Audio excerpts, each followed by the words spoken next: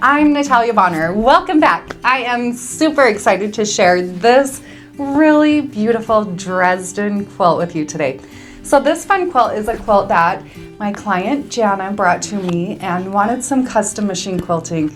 This is one of those really awesome heirloom quilts that was actually made by my client's great grandmother and then hung out in a trunk for years and years and years, and then she decided it was time to really finish this quilt off like it should be, give it the love and appreciation that it really deserves with some custom machine quilting. Now, I know when I do machine quilting on these antique quilts that sometimes the quilt police like to come at me and tell me that that's not how you finish off these quilts. But I truly believe every quilt gets to be treated however the owner of the quilt wants that quilt to be treated. This quilt was pieced by machine originally. The Dresdens were actually stitched down with a machine with a zigzag stitch, so I felt like it was completely appropriate to finish it with some machine quilting. Now, I did want to stay true to kind of the style of the quilt and keep it a little bit more traditional with the machine quilting, maybe a little bit on the modern side because you know that's what I love. But I really wanted to keep it traditional with cross hatching in the back, feathers in the sashing, and really some simplistic quilting on the actual Dresden. So today I'm going to be sharing just a bit of my process custom machine quilting on the Dresden. Now I do have a brand new exclusive video coming soon to the Peaceland Quilt Academy where I will walk you through the rest of my process, including all of my marking, planning, my thought process while I was planning how to quilt this beautiful quilt. So again, you can find that video soon in the Peaceland Quilt Academy on our website, www.peacelandquilt.com. So today we're going to be focusing just a little bit on using my 4-in-1 machine quilting ruler, my Peaceland Quilt pop socket ruler grip on the top side of my ruler. I will be doing all my quilting here on my Gamble 22-inch machine. The threads that I'm using here throughout this whole quilt, I'm using So Fine color number 402 on my top. And then I am using the new pre-wound bobbins by Superior Threads. I am loving these new pre-wound bobbins. I'm also using one layer of the Quilter's Dream wool batting.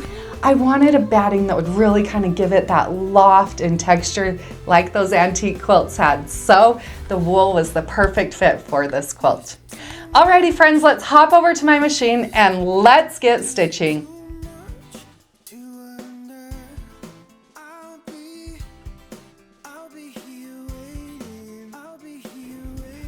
So here's a little look at this incredible quilt after my machine quilting is all complete. Here you can see some of that cross hatching and my feather work. Like I mentioned, trying to keep it kind of traditional looking, yet with a little bit of a modern twist. So today we are going to focus on those Dresden blocks. Now when I look at this Dresden, the first thing that pops out to me is that there are 4 of the blades that are pointed, and then all of the other blades are the curved blades. So to create a little bit of fun interest here, I am going to do some curved ruler work in all of the curved blades, and then in the pointed blades, I'm going to do some straight line ruler work. Let's hop over to my machine and let's get stitching. So with this Dresden, before I begin any machine quilting, I have done all of my markings and I have basted around the outside of my block with just my stitch in the ditch work. Now that I have that complete, I'm actually going to move right to the center of my Dresden and start in the center by stitching a fun little flower right there in the center. So I'm kind of playing off of what's happening with the fabrics by adding in that little flower, taking what I see on my fabrics and bringing them into my quilting. Now you all know I love the look of stitch in the ditch work. Even on applique, I love to stitch along those ditches. I feel like it really helps define pieces, like on the blades here. It really helps each one kind of stand alone. So I'm going to work my way first around this Dresden using my 4-in-1 machine quilting ruler to stitch through my ditches, travel up around the top of the blades, and then back to the center.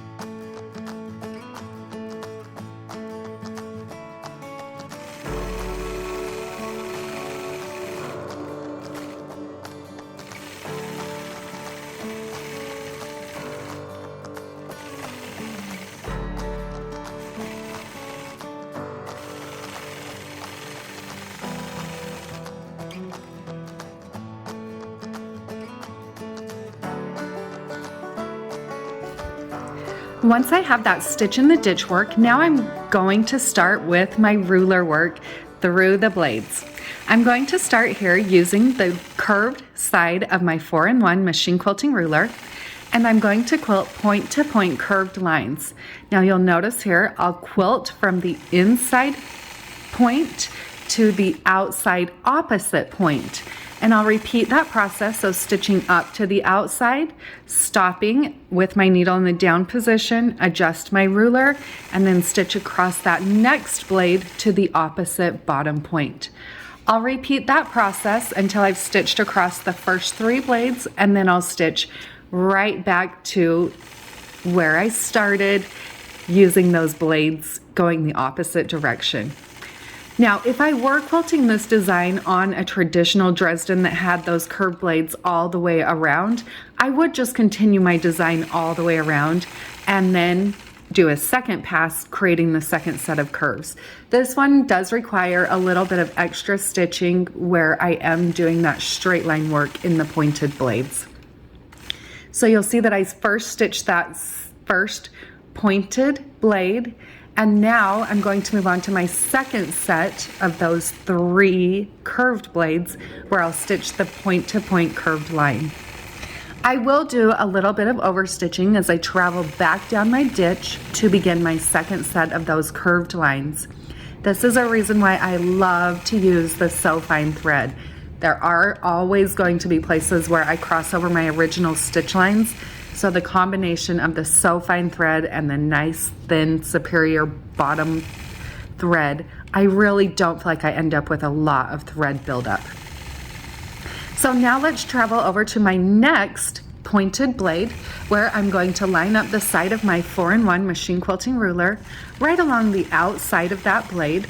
I'm going to stitch an echo starting on the inside, working my way to the outside and then back to the inside. I will have my threads cross over each other down at the bottom point.